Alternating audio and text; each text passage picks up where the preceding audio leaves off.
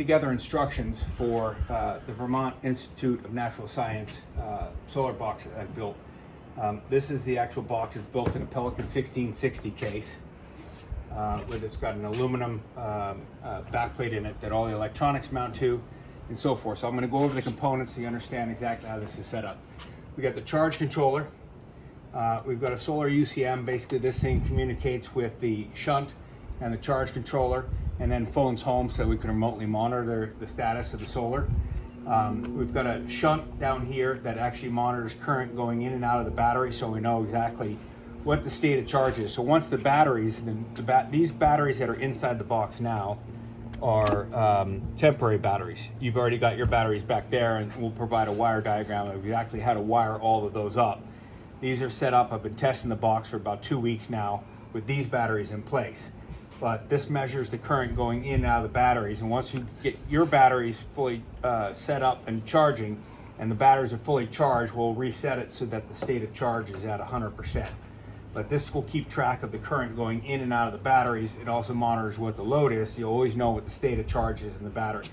The next set over here are our breakers. The first breaker here is your battery breaker. Turning this on will turn the batteries on. The next one is your PV breaker, so it turns the solar panel on or off, and then your load breaker. Typically, when you're going to go power this thing up, you get everything hooked up, you're going to turn your batteries on, you're going to turn your solar panels on, and then you're going to turn your load on. The load actually draws power directly from the batteries, and you'll notice that the load, it just powered this device up, the network switch, and the two PoE injectors that power the cameras, and the PoE injector that powers the wireless radio. I'll turn all this off now, but we'll continue along. These are the terminal blocks. This is your network, industrial network switch, 5-port switch. These two devices here are the Ethernet surge protectors for the cameras. These two are the PoE injectors to power each camera. This one is for the small PTZ. This one's for the large PTZ camera, and this PoE injector powers the radio. You cannot mix up how these are hooked up. These PoE injectors provide a different kind of power than this. This one provides 24-volt DC passive power. You do not want to plug a camera into these, or vice versa. And then, of course, this is your communication module. You'll notice it's got two cables that plug into the back of it. One that comes into the charge controller, the other one that comes into the shunt. So that's the communication. So it's able to monitor all that. This phone's home, and actually to a portal. You could actually log in it directly, but it phones home to a portal where you can log in, and it'll show you exactly how much power you've been making over time, the state of the charge, and so forth. If we cruise down here, you'll notice coming in through the back of the box, and this is recent new silicone, these are our PV cables that are coming in from the solar panels, and these are your Ethernet cables come in. These are all pre-hooked up, and they'll be left hooked up the way they are now. You'll notice that you've got your negative battery terminal that connects to the negative. In your setup that's going to be there, you're going to have 4 batteries. So you're going to 1, 2, 3, 4. This is one bank of 2. So these 2 batteries are connected in series, taking them from 12 volt to 24 volt DC batteries. And you'll have another one of these, and then a separate cable, 2 cables that tie those 2 together. So you've got a combination of series and parallel, and those will be in a wire diagram that we'll provide to show you how to hook it up. But this one connects to the negative terminal. This one will connect to your positive terminal along with your load connection, and this is a battery temp sensor. The battery temp, when you're attaching it to the battery, needs to be the first one down. You want this metal from the battery temp to touch the metal battery post of the battery. The next would be your battery, and then your other 2 connections. But make sure that your battery temp is directly connected or touching the metal of the actual battery where it connects. Okay. Moving around to the back of the box, we've got 3 Ethernet connections. These are waterproof Ethernet connections to the back of the box that are actually color coded. If we come over here, we've got a white, a blue, and a green. White is your radio, blue is your small PTZ camera, green is your large PTZ camera. Moving over here, these are where your PV cables. And if you look down here, These are MC4 connectors that will connect up directly to the connections coming out of the back of the solar panel, which is going to be hanging in the tree. Next over is your ground connection. You're going to want to pound this thing as deep you can into the box, into the ground, where the box is going to sit, and then you're going to take this and hook it up in here to make that connection, to finish the ground connection. We've got your PV cabling coming out. Again, that is going to connect up to the MC4 connectors on the solar panel. You've got 3 Ethernet cables, outdoor rated shielded Ethernet cables, inside 3/4 inch aluminum flex conduit. This is 200 feet of aluminum flex conduit. And then we've got a junction box. On both sides of the junction box are Ethernet connections. This junction box is going to mount on the tree somewhere below the nest. You're going to run your Ethernet cabling from the box below the tree that's got the solar panel in it, across the forest floor, up the nest tree. The junction box is going to mount below the nest, and you'll notice on here, these are all color coded. We've got white, blue, and green. You've got white, blue, and green. So following those same instructions, you're going to make your Ethernet connections to the junction box. I'd suggest mounting the box like this, so out one side and out the other side for waterproofing. On the other side of the junction box, you've got white, blue, and green. So you're going to disconnect the cap, for example. You're going to take your white connection, plug it in, slide down, twist until it seals down on that seal. Bring your cap over and tighten this so that it cinches the packing down on top of the cable for the waterproof connection. You're going to do that with the blue and the green. We've got 3 different setups here. Each one of these setups, this is your small PTZ camera. It's already been properly mounted up, all sealed up, and the connection made. You can take this, find your tree branch, and make whatever connections you have and strap this to the tree. You're going to want to try to make this as level as possible. This is the end facing down. If it's at a slight angle, it's not going to be all that big a deal, but you want to try to make this as level as possible. It's already all been properly waterproofed.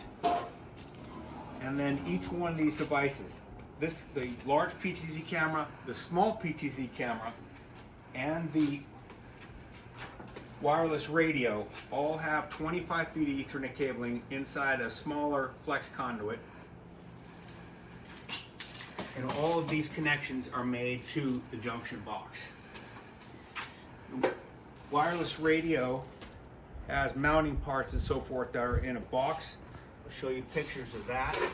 This is all pre-programmed and ready to go. This is the one that's going to be in the tree. The large PTZ camera, just like the small one, has all been put together and all properly waterproofed.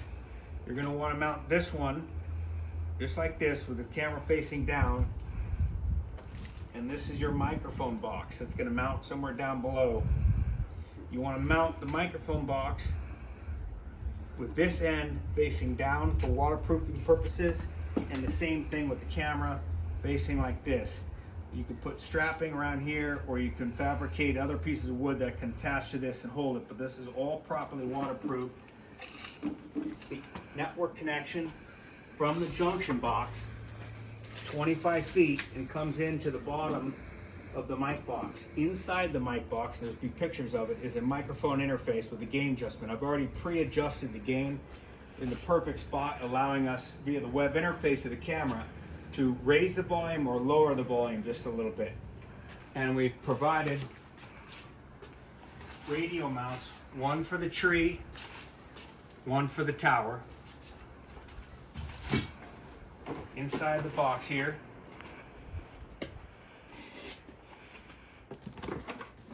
is the wireless radio for the tower. You've got a PoE injector and the power cord. This plugs into 110 power, and the PoE injector has a PoE port and a LAN port The Ethernet cable, which is going to run from the radio, is going to run down the tower and plug into the PoE port. Then you're going to have an Ethernet cable that's going to run from the LAN port into the network that's at the tower. The mounting parts that come with it is your pole mount strap, stainless steel, the arm, such here. This basically slides over, this twist, this sits on the mount with the pipe clamp around it, and you're going to tighten that down. You tighten this a little bit more by twisting it more. You get it to a point where it's adjusted the way you want it. You want it to be level, perfectly level, and basically point it towards the tower radio. These are so close together, it's not going to be that hard to get a good signal. You've got a total of 4 battery cables. One is still on the battery, but there'll be 2 of them that are going to have, one's going to be side's going to be black, one side's going to be red. These are the cables that are used to tie 2 batteries together in series. You have 2 of these because you have 2 batteries, 2 banks of 2 batteries. These are the batteries that are going to tie the series of battery bank 1 to the series of battery bank 2 together, with both a negative and a positive.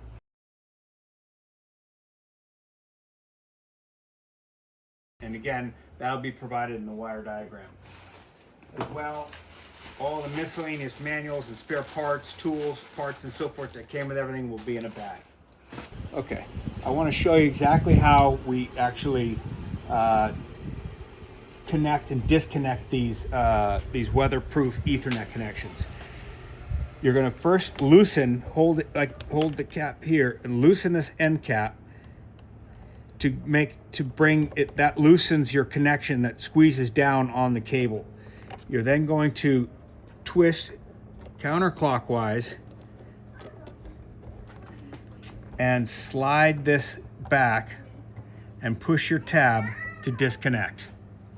To reconnect, and then once you disconnect these things, all these caps will be in place.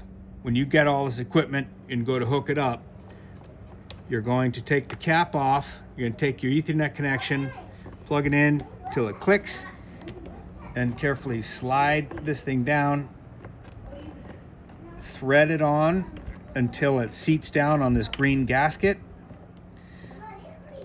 Next, make sure that your packing is inside the end.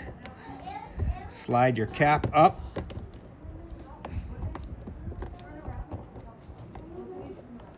And over, twist it down, and tighten it. Be careful tightening this too much. You'll notice I've put silicone here and on the inside. If you turn it too much, it'll break the seal. There's just not enough friction to hold that. So just carefully tighten that, but make sure you loosen this and then loosen your cap. Slide it back and then disconnect. Tighten it up. Tighten this up. That cinches the packing down on the cable and makes the waterproof connection.